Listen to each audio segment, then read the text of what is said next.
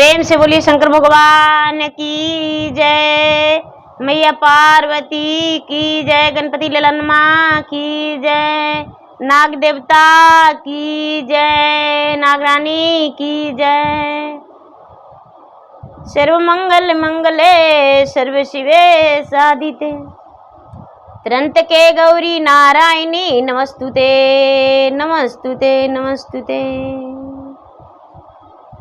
तो प्रेम से बोलिए शंकर भगवान की जय। हर हर महादेव। देवों का देव महादेव जी के चरण में प्रणाम करती हूँ, माता गौरी पार्वती के चरण में प्रणाम करती हूँ, गणपति ललनवा के चरण में प्रणाम करती हूँ, साहब हरेंद्रन भैया के चरण में प्रणाम करती हूँ, नीलम दीदी के चरण में प्रणाम करती हूँ, सब गुरु भैया बहना के चरण में प्रणाम करती हूँ, माता और पिताजी के चरण में प्रणाम करती हूँ। मेरा प्रणाम स्वीकार हो। गुरु भाई बहना, मैं एक नाग पंचमी की कथा सुनाने जा रही हूँ। श्रावण मास नाग पंचमी, जो नाग देवता की दूध पिलाई जाती है, उस दिन शायद ही लोग नमक खाते हैं, अधिक लोग नमक नहीं खाते हैं। उस दिन मीठा भोजन जरूरी बनाई जाती है। जो नमक भी खाते हैं मीठा भोजन जरूर करते हैं। उस दिन मांसाहारी भोजन कोई व्यक्ति भी नहीं करते हैं, जो हिंदू धर्म में अपने धर्म को मानते हैं। तो प्रेम से बोलिए शंकर भगवान की जय। गुरु भाई बहना, एक किसान थे और एक किसान की पत्नी। ये प्राचीन काल की बात है, बहुत समय पहले की बात है, पुराने जमाने की बात है। किसान और किसान की पत्नी दोनों खेत में काम किया करते थे। दोनों अपने खेत में बड़े मेहनत और लगन से काम करते थे। बारिश का दिन आ गया, सावन का महीना था। किसान जो है सावन का महीना में अपने खेत में हल चलाते हैं, धान का फसल रोपने के लिए मेहनत करते हैं, जुताई कुड़ाई करते हैं। तो जो किसान थे अपने बैल और हल ले जाकर खेत में जुताई कर रहे थे और मेहनत से जुताई किए, लेकिन कितना ही मेहनत से किसान जुताई कर देंगे, चारों कोना जो है, कोना के पास हल नहीं जा पाती है। तो कोना कोनी किसान भैया का हल नहीं पहुंच पाया था। तो क्या होता है, किसान भैया क्या किए कि एक कुदाल ले जाकर अपने कुदाल से चारों कोने पे कोड़ दिए।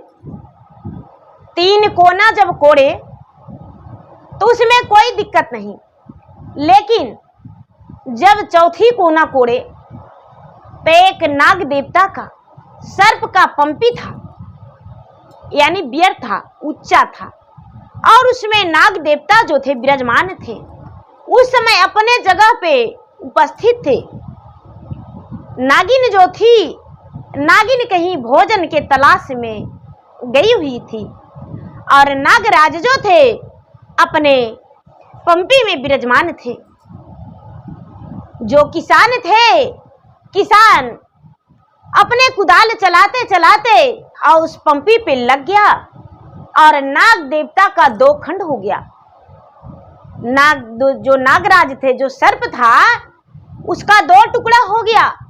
जख्म लग गया, जख्म नहीं, यानी उनका मृत्यु हो गया किसान के हाथों।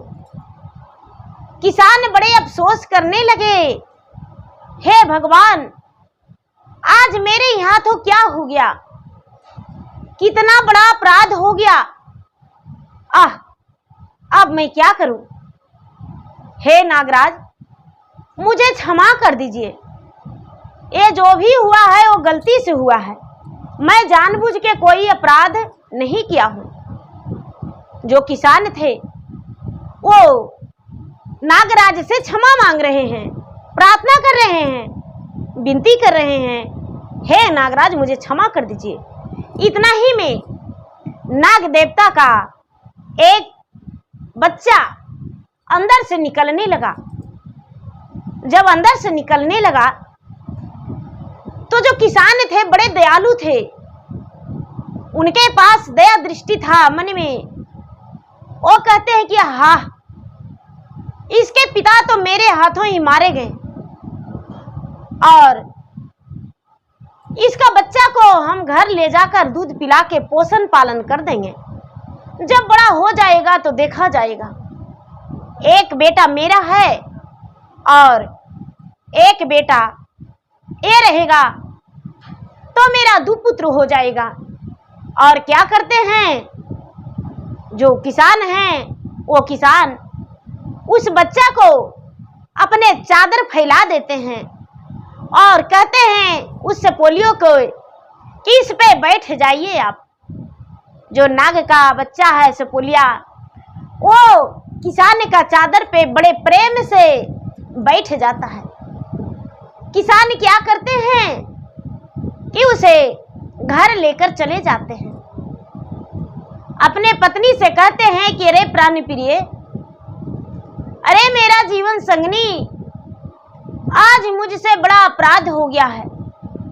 किसान की पत्नी कहती है कि महाराज क्या हो गया स्वामीनाथ, हे प्रभु, हे प्राणनाथ, आखिर क्या अपराध हो गया है।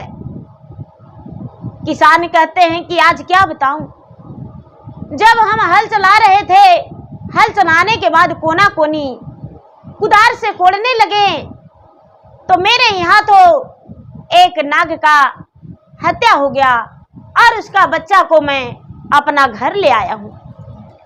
ऐसा है कि जैसे मैं अपना बच्चा के पोषण पालन करूंगा, उसी तरह इसे भी पोषण पालन करना। किसान की पत्नी कहती है कि तो कोई बात नहीं, इसका पोषण पालन हम बड़े प्रेम से करेंगे, बड़े प्रेम से करेंगे। किसान की पत्नी नाग देवता के बच्चा का बड़ा प्यार से दूध पिलाई और उसे पालने में रख दी। अपना बच्चा को एक पालने में और एक पालने में नाग देवता को। क्या होता है, यहाँ जो नागिन थी, नागिन तो भोजन के तलाश में गई हुई थी, भोजन के तलाश में इधर उधर भटक रही थी। जब अपने मान में आई, अपने पंपी में आई तो देखती है कि मेरे पति का तो हत्या किया हुआ है, मेरे पति का किसी ने दो खंड कर दिया है।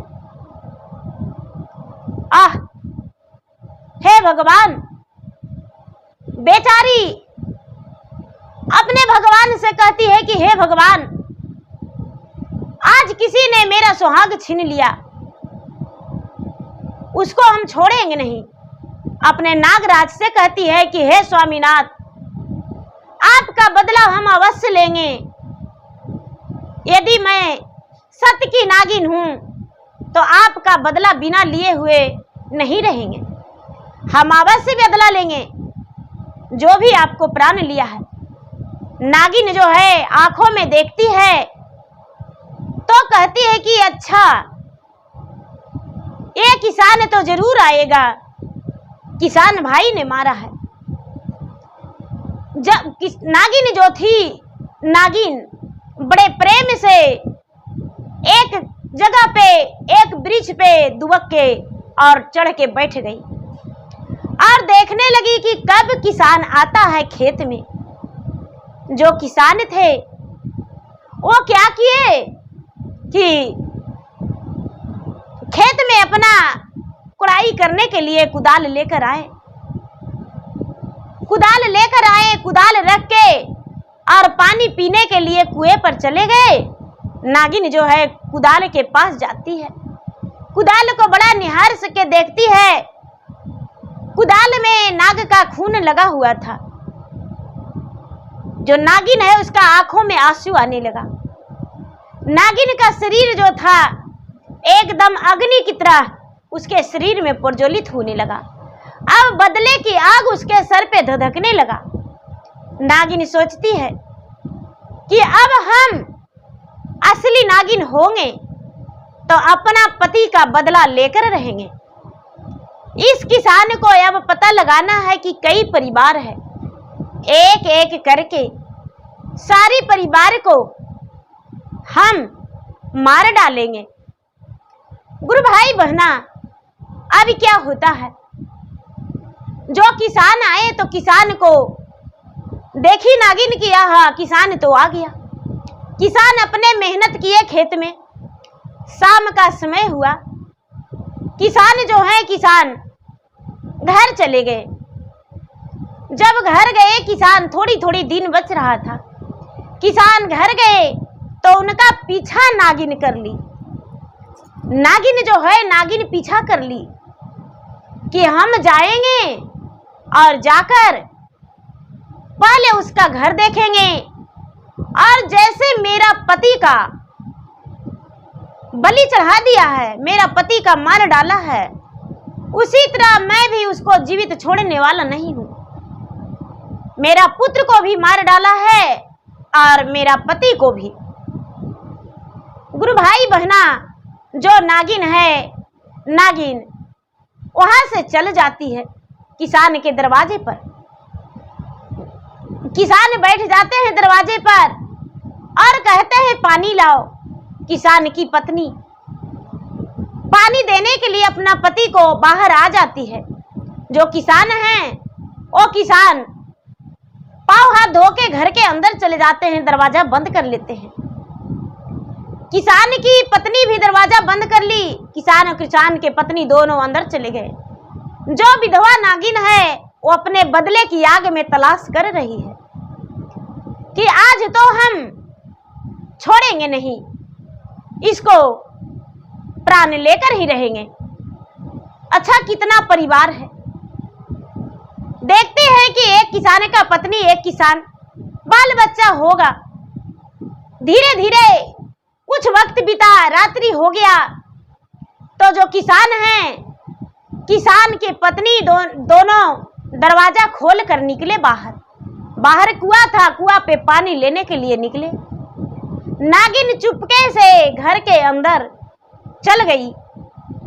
पालने में किसान का पुत्र खेल रहा था और नागिन जो थी, नागिन जाके किसान का पुत्र को डांस ली। किसान का पुत्र को जब डांस ली और चुपके से नागिन निकल गई। किसान और किसान की पत्नी दोनों नागिन को देखे, कहते हैं कि हाँ, मेरे यहाँ तो हत्या हुआ किसान का और नागिन मेरे घर बदला लेने आ गई है। जब घर के अंदर जाके देखते हैं किसान, तो देखते हैं कि उनके पुत्र के मुख से झाग गिर रहा है।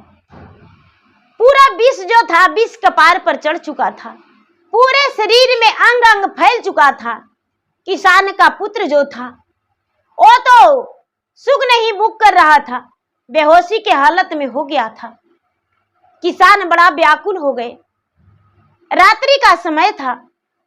किसान डॉक्टर के पास, ज्यादा तो पहले डॉक्टर थे नहीं, किसान वैद्य जी के पास गए, तांत्रिक के पास गए, लेकिन किसान का पुत्र का कोई बचा नहीं पाए। किसान जो हैं बड़ा दुखी महसूस हुए। किसान की पत्नी रो रो के अपने बुरा हाल कर ली। किसान भी हैं, वो भी बड़ा दर्द महसूस कर रहे थे। अब सोचते हैं कि हे भगवान, मेरे यहाँ तो इतना बड़ा अनर्थ हुआ, नागिन अपना बदला ले ली। अपना पत्नी को किसान समझाते हैं कि अरे प्राण प्रिय, रोवो मत, रोने से क्या फायदा। अब ये सर्प का बच्चा को पुत्र मान लो और सर्प के बच्चा के पुत्र मान के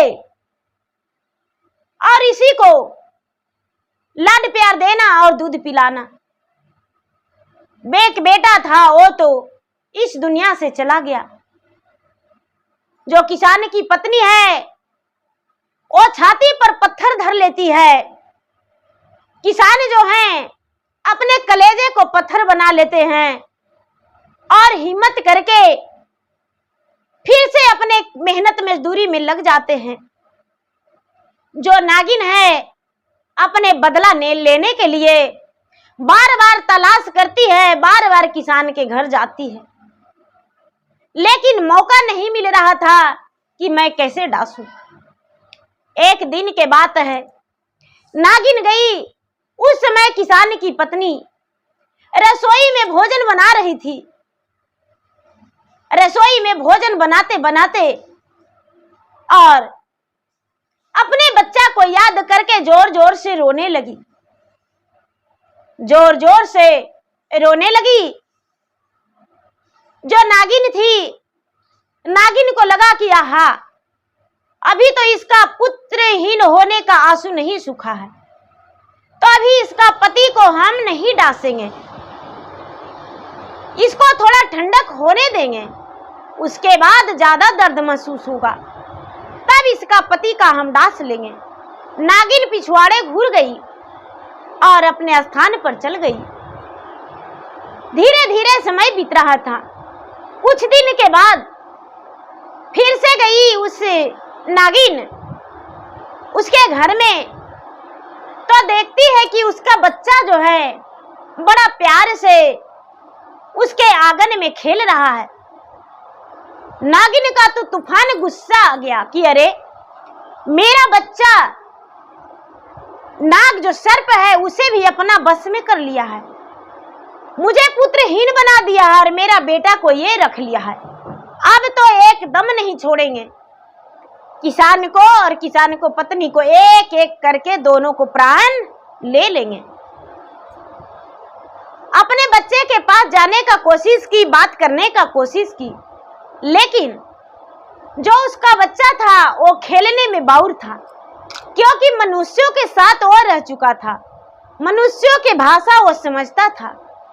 और ये जो नागिन थी, नागिन के साथ वो तो रहा था नहीं साफ, क्योंकि समय ज्यादा बीत चुका था। अब धीरे धीरे नागिन कई बार जा चुकी। एक दिन के बात है कि देखती है नागिन गई डसने के लिए, तो देखती है कि एक कटोरी में दूध किसान की पत्नी लाई और किसान सर्प को, बच्चा को बड़े प्रेम से बेना डोला डोला के ठंडा किया। किसान और किसान की पत्नी दोनों मिलकर दूध को अंगुली सहा के देखती है। उसके बाद कहती है कि अब पी लो बेटा, अब जो दूध है वो ठंडा हो गया, अब पी लो, अब दूध पीने में मुंह तेरा नहीं जलेगा। जो सर्प था वो दूध पीकर मस्त मगन हो गया, एकदम पूरे मस्त मौला हो गया। अब वो तो पेट भर गया। नागिन जो है, नागिन देखकर बड़ा प्रसन्न हुई। हे भगवान, मेरा पुत्र तो सर्प है और जिसे हम दुश्मन समझ रहे थे, जिसे हम हत्यारा समझ रहे थे, वो तो मेरा बच्चा को कितना अच्छा से प्रतिपाल कर रहा है और मैं प्रतिदिन इसे डांसने का तलाश में आती हूँ कि इसे पुत्रहीन बना देंगे, इसको डांस के और विधवा बना देंगे। पुत्रहीन तो बना दिए। हे भगवान, इसका पुत्र को तो हम नहीं लौटा सकते हैं, लेकिन पति का इसका नहीं डांसेंगे। अब क्या करती है वो जो नागिन है, नागिन अपने बच्चा को देखकर बड़ी प्रसन्न हो जाती है, बड़ी खुश हो जाती है और खुश होके महादेव के मंदिर जाती है। महादेव के मंदिर जाके भगवान के पास बहुत नागिन विनती करती है, पूजा करती है, आराधना करती है। भगवान से कहती है कि हे भगवान, आप इसे एक पुत्र दे दीजिए, आप इसे एक पुत्र दे दीजिए जिसमें इसका संसार अच्छा से चले। गुरु भाई बहना, अब नागिन अपने लिए नहीं जी रही थी, नागिन किसान के लिए जी रही थी, किसान के लिए रोज भगवान से प्रार्थना कर रही थी। शंकर भगवान नागिन को दर्शन दिए। अब नागिन जो है बहुत दिन तपस्या की, बिना अन्न जल के शंकर भगवान उसे दर्शन दिए और दर्शन देकर कहते हैं कि बोलो नागिन, तुम्हें क्या वर चाहिए। शंकर भगवान के वर मांगने कहने पर कि वर मांगो, तो नागिन कहती है कि हे महाराज, हे भोलेनाथ, हे प्रभु, हे ईश्वर, सब तो अपना लिए जीते हैं, सब अपना लिए मांगते हैं, लेकिन मैं एक मानव है, किसान है, जिसे मैं पुत्रहीन बना दिया हूं, उसे एक पुत्र दे दीजिए, वो पुत्र वाला बन जाए। शंकर भगवान कहते हैं एन मस्तु, उसे अवश्य हम पुत्र दे देंगे, उसे पुत्र अवश्य होगा। नागिन कहती है कि एक मुझे मणि चाहिए। शंकर भगवान कहते हैं कि इसे के लिए तो तुम्हें और तपस्या करना पड़ेगा, और मैं इच्छाधारी बन जाऊं, इच्छाधारी नागिन, जो कि अपने रूप बदल सकूं। शंकर भगवान कहते हैं इसे के लिए तुम्हें और तपस्या करना पड़ेगा। जो नागिन है वो तपस्या में लग गई। शंकर ना तो जल पीती थी और ना तो कुछ भोजन करती थी, सिर्फ भगवान के तपस्या में लगी हुई थी। धीरे धीरे समय व्यतीत हो रहा था, कई साल बीत चुका था। अब तो अपने बच्चे को भी देखने नहीं जाती थी। फिर से कई वर्ष बीत गया।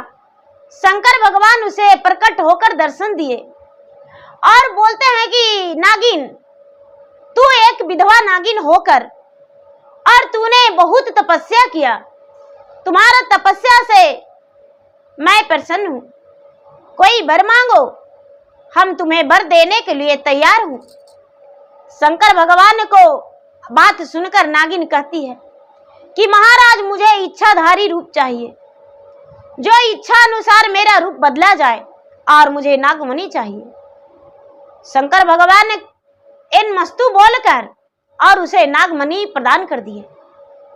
नागमणि नागिन लेकर और एक स्त्री का रूप धारण करके और उस किसान के पास गई, और किसान के पास जाकर सबसे पहले अपने पुत्र को पास गई, अपने बेटे को पास गई, और बेटा से जाकर कहती है कि बेटा,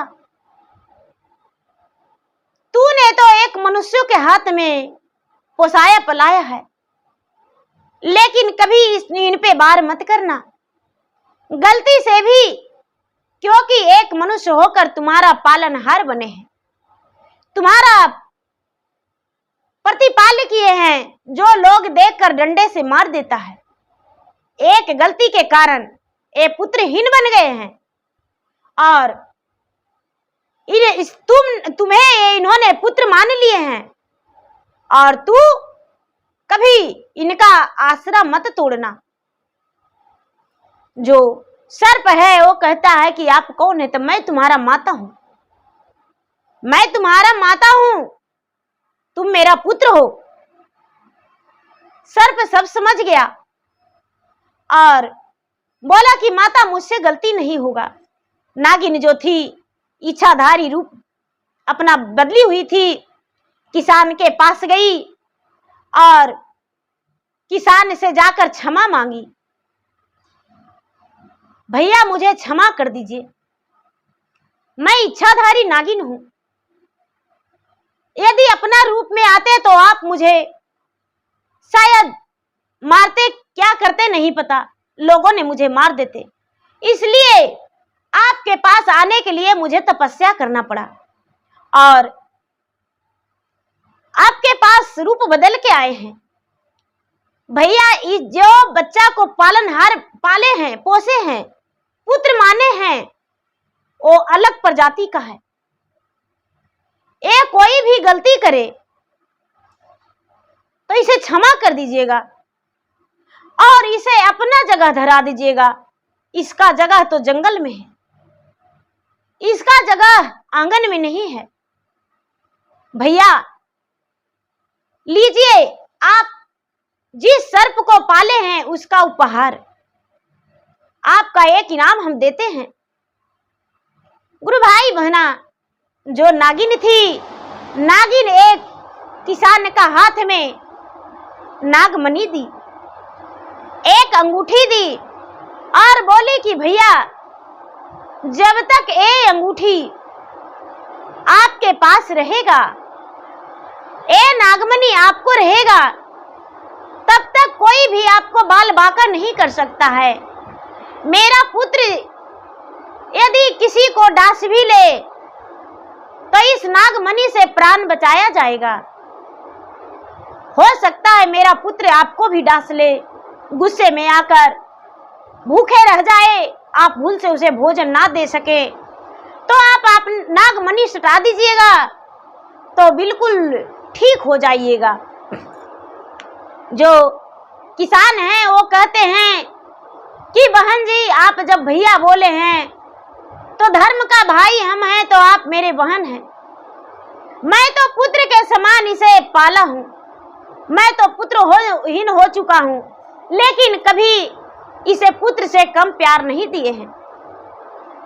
गुरु भाई बहना, जो नागिन थी, नागिन वहां से चल जाती है कहाँ, शिव मंदिर, और शिव मंदिर जाके और भगवान से फिर से प्रार्थना करती है कि हे भगवान, मेरा सारा इच्छा तो पूरा हो गया, लेकिन किसान अभी तक पुत्रहीन है, उसका बुढ़ापा का सहारा नहीं है, बुढ़ापा का सहारा नहीं है।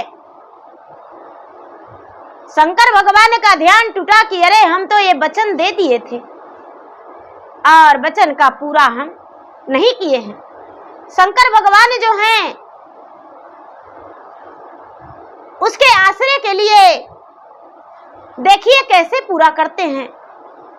किसान जो थे, किसान अपने खेत में आने को लिए किसान की पत्नी दोनों तैयार थे।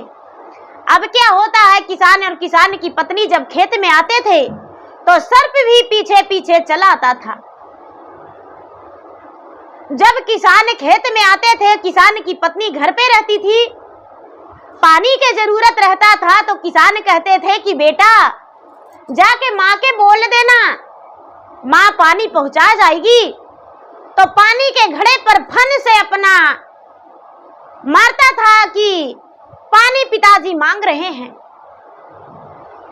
जो किसान की पत्नी थी वो समझ जाती थी। भोजन, वो भी भोजन के पास जाके और दिखाता था तो किसान की पत्नी समझ जाती थी और अपने पति के लिए भोजन भी खेत पे पहुंचा देती थी। सुबह सुबह का समय था, किसान और किसान का पत्नी दोनों खेत में जाने के लिए तैयार थे। तभी दो व्यक्ति, एकदम नवजुवक, एक स्त्री एक पुरुष, स्त्री का हाथ में एक नन्हा सा प्यारा सा 1 वर्ष का बच्चा था, नन्हा सा प्यारा सा 1 वर्ष का बच्चा था। वो जाके किसान के कहते हैं कि भैया मेरा बच्चा को आप रख लीजिए, मेरे पीछे बहुत सारे गुंडे पड़े हैं, मेरा बच्चा को रख लीजिए, यदि जीवित रह जाएंगे तो अपना बच्चा को हम ले जाएंगे और यदि मर जाएंगे तो आप अपना बच्चा समझ के इसे पोस लीजिएगा, पालनहार और पिता और माता बन जाइएगा। वो जो दोनों व्यक्ति थे वो ब्राह्मण और ब्राह्मणी का रूप में थे। किसान जो थे हंसते गोद में ले लिए और कहते हैं कि आपका पीछे कौन पड़ा है। वो ब्राह्मण और ब्राह्मणी बोल भी ना सके और आगे दौड़ते भागते पहुंच गए। किसान जो हैं वो बच्चा के प्यार में थोड़ी देरी लग गए। बच्चा भूखा था। बच्चा को किसान की पत्नी कटोरी में दूध लेकर चम्मच से पिलाई और उसके बाद कहती है कि चलिए खेत में जाते हैं। जब किसान और किसान की पत्नी दोनों खेत के ओर गए, खेत में गए तो देखते हैं कि दोनों प्राणी का मृत्यु हो चुका है। किसान का खेत में ही दोनों का शव पड़ा है।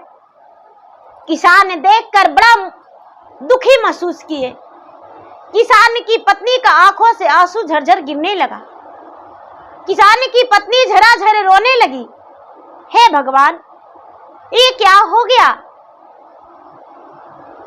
ये बेचारे मुझे बच्चा को सौंपकर और अपने दिन दुनिया त्याग दिए। ये बालक अनाथ बन गया, लेकिन हे भगवान, मैं इसे अनाथ नहीं, अपना पुत्र मान के इसे पालनहार बन जाएंगे, इसके माता हम बन जाएंगे और मेरे पति पिता बन जाएंगे। गुरु भाई बहना, अब क्या होता है, किसान क्या किए कि गांव वालों को बुलाकर कुछ लोग को और उसे अपना दरवाजा पर दोनों को ले गए और ले जाकर कहते हैं कि भैया मेरे खेत में दोनों सब पड़ा था, सवेरे तो मुझे बच्चा दिए थे, अब इसे अग्नि संस्कार कर देंगे। गांव वालों ने मिलकर उस ब्राह्मण और ब्राह्मणी को चंदन के लकड़ी कटवा के और मृत घाट ले जाके अग्नि संस्कार दोनों को कर दिए। क्रिया कर्मठ करके ब्राह्मणों का जौनार करवा दिए। ब्राह्मणों का जौनार करवा के और उसके बाद उनके आत्मा का शांति दिला दिए। धीरे धीरे समय बीता। कुछ दिन फिर से नागिन जो है, नागिन सोचती है कि बच्चा तो भगवान से इसे दिला दिए, लेकिन बच्चा को कैसा प्यार देता है, एक बार अवश्य देखने जाएंगे।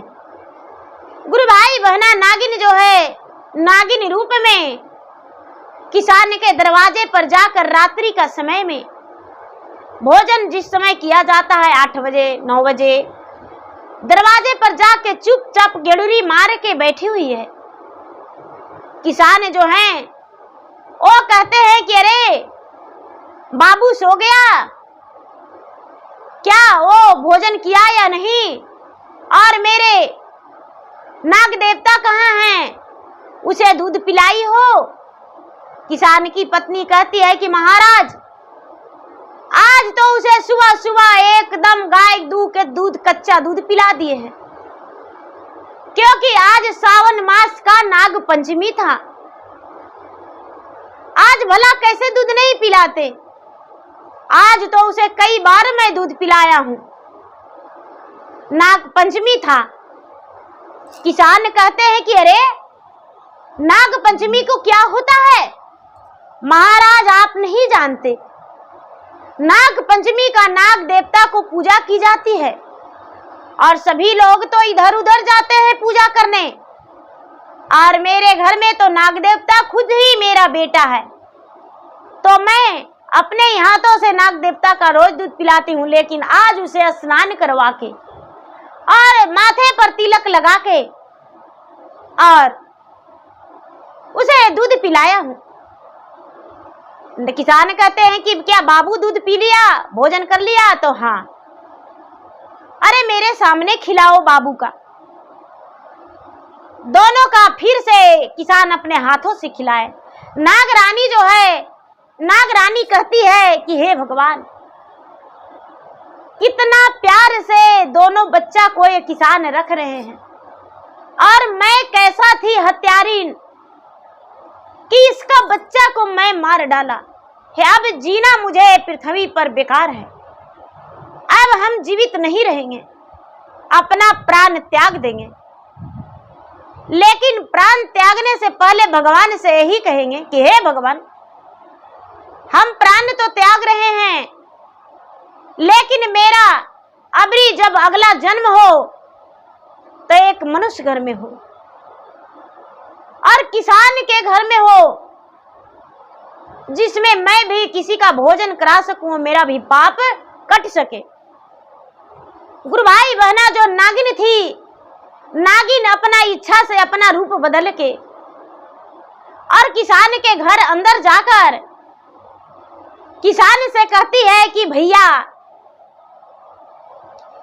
एक बात मेरा स्वीकार कर लीजिए, आपका तो पुत्र का कातिल मैं हूं, मैं आपका पुत्र का मार डाला हूं, लेकिन ये जो नाग है इसको अब घर में मत रखिए, इसको कहीं जंगल में ठिकाना लगा दीजिए। और पुत्र को नागिन जाके कहती है कि हे बेटा, तुम जाके और कितना मिनट हुआ है? 35 तो हो गया।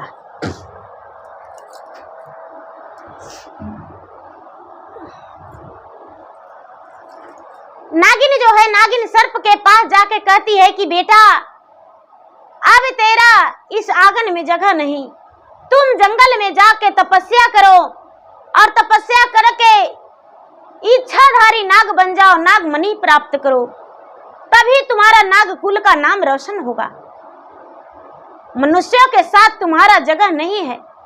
इस बात को जो नागराज थे वो स्वीकार कर लिए और बोले कि माँ, हम यही करेंगे।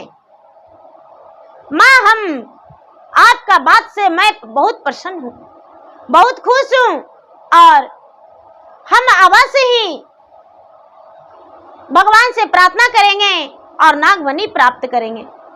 इतना कहके और नागिन जो थी, नागिन जाके शिव मंदिर में भगवान से कहती है कि हे भगवान, अब मुझे जीने का कोई अधिकार नहीं। जाके शिवलिंग के पास अपने नागिन सर पटक पटक के और अपना प्राण को त्याग देती है, भगवान से कह के कि हे भगवान, जब मेरा जन्म हो अगला तो एक किसान के घर में बेटी का रूप में मैं जन्म लूं और मैं भक्ति पूजा करने वाली रहूं, लोगों का पालनहार बनूं। जो सर्प देवता थे किसान के पास, वो जाने लगे तो माता से मिलकर कहते हैं कि माँ, हम अब आपके पास से जा रहे हैं, आपका पुत्र जो है इसे संभाल के रखिएगा, कोई भी विपदा आएगा माँ तो एक बार मेरा याद कर लेना, अवश्य ही हम प्रकट हो जाएंगे। जो नाग देवता थे वो वन की ओर चले गए, जंगल की ओर चले गए और जाके तपस्या में लग गए। पर्वत पे, धौलागिर पर्वत पे चले गए और जाके तपस्या में लग गए। नागराज जो थे लगातार 12 वर्ष तपस्या में रहे। जब 12 वर्ष तपस्या में रहे तो शंकर भगवान होकर प्रकट होकर कहते हैं कि बोलिए नागराज, आपको क्या चाहिए? कहते हैं कि महाराज, मुझे इच्छाधारी नाग बनना है और जो माता पिता मुझे पोसे हैं उनसे एक बार मुझे मिलना है। इस बात को सुनकर शंकर भगवान नमस्तु कह के और उन्हें मणि प्रदान कर दिए और इच्छाधारी नाग का आशीर्वाद मिल गया। वो जो सर्प था वो इच्छाधारी नाग बन के जो इच्छाधारी नाग बन गया, अपना इच्छा से शरीर का, अपना नाग का शरीर का त्याग करके मनुष्य बन गया। मनुष्य बन के अपने माता पिता को घर गया जो पालनहार थे, जो किसान उन्हें पोसे थे। अपने माँ के पास गया और बोला कि माँ, पहचाना तुम? बेचारी किसान की पत्नी कैसे पहचान पाती? नहीं बेटा माँ, मैं वही नाग हूं, मैं इच्छाधारी नाग बन गया हूं। माँ, आज नाग पंचमी का दिन है, मैं तेरा हाथों से दूध पीने आया हूं। जो किसान की पत्नी थी जल्दी से बछड़ा को लगाकर गैया में और उसे धोकर और दूध दुही और नागराज को अपने हाथों से दूध पिलाई। नागराज मुखबरा आशीर्वाद दिए। जो किसान का बेटा था, मुंह बोला बेटा, जो ब्राह्मण के रूप में, वो तो भगवान थे, भगवान ने दिए थे, थोड़ी ना कोई और, वो तो भगवान है। ब्राह्मण ब्राह्मणी का रूप में उसे बच्चा प्रदान किए थे, दिए थे। नागरानी का तपस्या, नागरानी का आशीर्वाद से, नागरानी का पूजा पाठ भक्ति से भगवान प्रसन्न होकर दिए थे। तो गुरु भाई बहना, जो किसान थे वो पुत्र को लेकर बड़े खुश थे। कहते हैं कि मेरा भाई कहाँ है, कैसा है? किसान कहते हैं कि अरे तुम्हारा भाई तो पढ़ाई लिखाई भी अच्छा कर रहा है, तुम्हारा भाई जो है बहुत अच्छा है। वो नागराज भाई से अपना मिलके और उसके बाद सदा के लिए विदाई ले लिए। कहते हैं कि माँ, तुम जंगल में पहाड़ी एक बहुत बड़ा चट्टान है, उसके पास मैं तुम्हें हर सावन मास नाग पंचमी को दर्शन दूंगा और तुम मुझे दूध पिलाने आ जाना। जो किसान की पत्नी थी वो हर सावन महीना में नाग पंचमी के दिन मीठा भोजन बनाती थी और कटोरी में दूध लेकर नाग देवता को दूध पिलाने जाती थी। धीरे धीरे समय बीता नाग देवता के आशीर्वाद से। किसान भी बहुत अच्छे खुशहाली परिवार बन गए। उनका जो एक बेटा था उनका शादी हो गया, उनका बाल बच्चा, किसान का पोता पोती, सब कुछ घर में भर गया। बुढ़ापा का सहारा उनका एक पुत्र भी भगवान ने दे दिए। पोता पोती से घर भर गया, उनका सुखी जीवन बीता और लास्ट समैया में स्वर्ग की प्राप्ति हुआ। किसान की पत्नी जो थी जब तक जीवित रही, जब तक दूध पिलाने के लिए जाते रह गई और नाग देवता को दूध पिलाते रह गई। तो गुरु भाई बहना, जो नाग देवता की पूजा है सावन मास नाग पंचमी की जाती है, दूध पिलाई जाती है। नाग देवता के अपने हाथों से दूध पिलाने से नाग देवता प्रसन्न हो जाते हैं और उनके घर में अन्न धन लक्ष्मी भर जाते हैं, संतान की प्राप्ति होती है। तो प्रेम से बोलिए शंकर भगवान की जय, नाग देवता की जय।